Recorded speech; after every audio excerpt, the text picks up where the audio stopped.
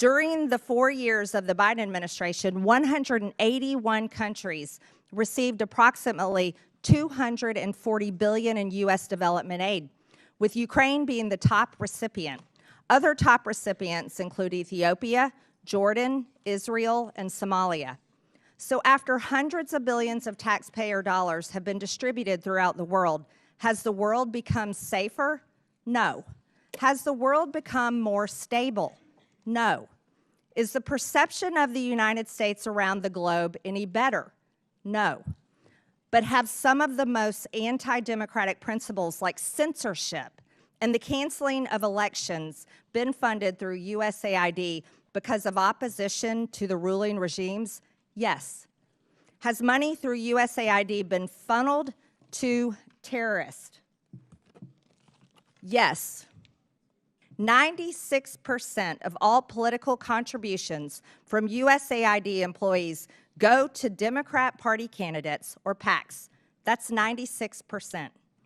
Not only is USAID giving $70,000 for a DEI musical in Ireland, or $50,000 for transgender opera in Colombia, or to entrench their left-wing ideology across the globe, USAID has been transformed into an America Last foreign aid slush fund to prop up extremist groups, implement censorship campaigns, and interfere in foreign elections to force regime change around the world. That is the dark truth about USAID. Welcome to the Elon Musk Chainsaw Massacre, except for this remake of a classic is terrible because it's hurting real people, and its lead character, Mr. Musk, hasn't shown up in front of this committee or Congress at all. We also, of course, call this the subcommittee on DOGE, or Project 2025, as we'll see here during the Q&A.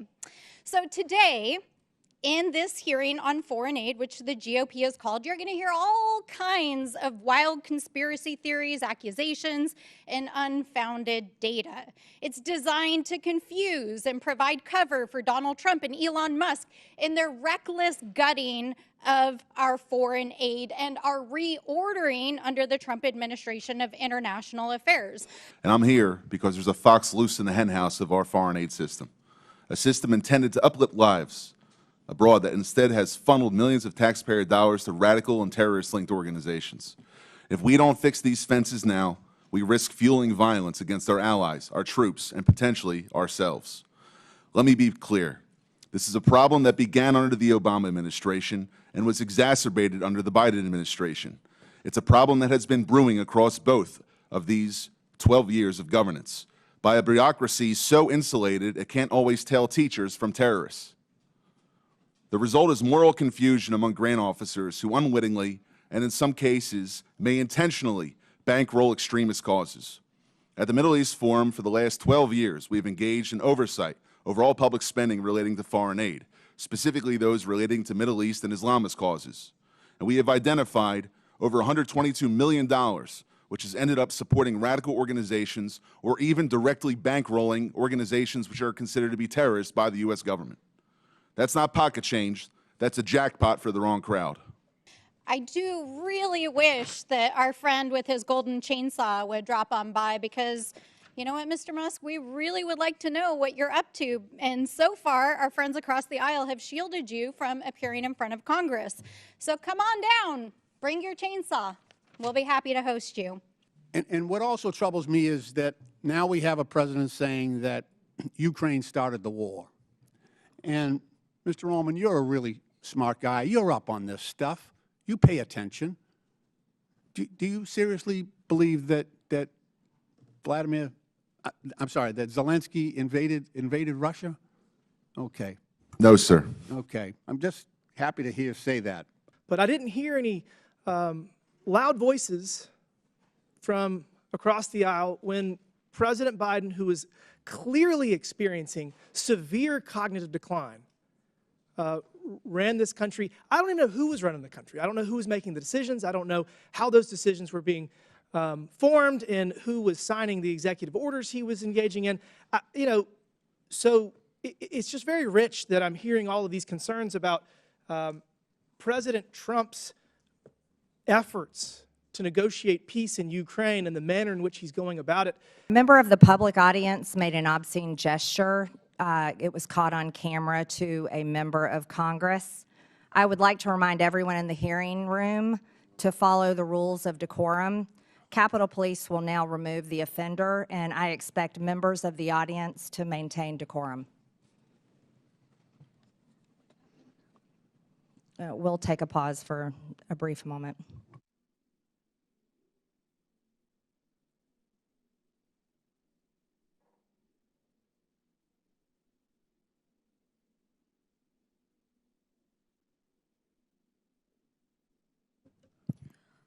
Point of order or a point of clarification, Madam Chair. Okay. Well, never mind. Are you aware that we are sending $40 million a week to the Taliban? Yes, sir.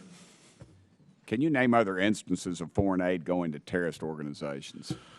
We have assisted al-Shabaab in Somalia. There's been instances of the Khamsi network in Sudan, Hamas, Islamic Jihad, Hezbollah, Kata'iba Hezbollah, Hayat Tahrir al-Shams in Syria. Dozens of terror organizations have received indirect assistance from U.S. foreign aid. But yesterday, I spoke with people in charge of warehouses in Sudan and Ethiopia, warehouses full of food, but because of DOGE, that food is trapped in the warehouse, out of reach of starving and dying moms and kids. In those two countries alone, 150,000 children and moms are at risk of dying this month if that food is not delivered from the warehouse to them right up the road. Everyone agrees that's not supposed to happen. Republicans voted for this food, and Democrats voted for this food to get out. Secretary of State Marco Rubio says the food should go out as part of his life-saving waiver. DOGE Chairwoman Marjorie Taylor Greene started this hearing by saying that life-saving food programs should still be running. We have paid for the food, and we have shipped it, and it is sitting trapped in the warehouse because DOGE is blocking the payments needed to get the food out to the people who need it. So here's what that means. It means that kids are dying, and more will die tomorrow, of severe acute malnutrition. If you want nightmares, just Google severe acute malnutrition and look at the photos. The way that healthcare workers determine if a kid is dying of this is they measure their bicep. And if their bicep is less than 4.5 inches around, then that means you could die of starvation tomorrow. Think of a kid's arm fitting through this hole. Think of your kid's arm fitting through this hole. These kids could die tomorrow. We have been talking about USAID and trying to pretend like it's the devil, but when we look at the numbers, is it 50% of our budget that goes to USAID, Mr. Unger? Yes or no? The money that goes to AID is less than 1 cent if all of the federal budget is $1. Thank you. It is less than 1% of our budget. So we are focusing on less than 1% instead of the other 99%. I need the American people to wake up and recognize and start asking questions about these other areas, such as The gentlelady's time has expired. We in our committee should have a decorum. And the other side, after our last committee hearing, which should have been a bipartisan issue, talking about waste, fraud, and abuse within government programs going out the door, shortly after that hearing, one of our committee members called for real weapons to be brought to this political debate. And I think that's atrocious. I think that's egregious. And I would just like to note, I will reclaim my time, but I'd just like to note, Madam Chairwoman, that I think You're not recognized, Ms. Stansbury. You're not recognized. Out of time, Ms. and you're spreading lies. You're not recognized, Ms. Stansbury. so. I will just close by saying we should have more decorum in this and expect it, especially from the American taxpayers who are paying our salaries to be here. Thank you. The sky is falling. We hear it now, and not just in the DOGE subcommittee, but we hear it in oversight from our friends across the aisle. The sky's falling. The world's going to end. People are going to die. And then when they say Elon Musk's name, it's never Elon Musk. It's Elon Musk. Reckless gutting of the federal workforce in this hyperbolic fear-mongering is brought to you by the American left. And why, I ask, and so many others, the DOGE committee Dems are using this, quite frankly, sloppy, lazy, wildly inaccurate, and really boring rhetoric.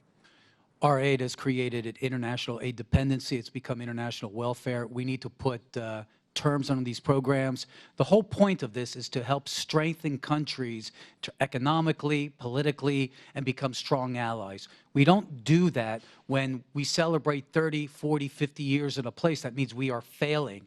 The point of our jobs is to work ourselves out of a job. If we do that, if we focus more on trade, if we focus more on investment, we're going to create the kind of allies in the developing world that will make us stronger in combating the China challenge. Thanks for watching. Like and subscribe to the WSBT 22 YouTube channel.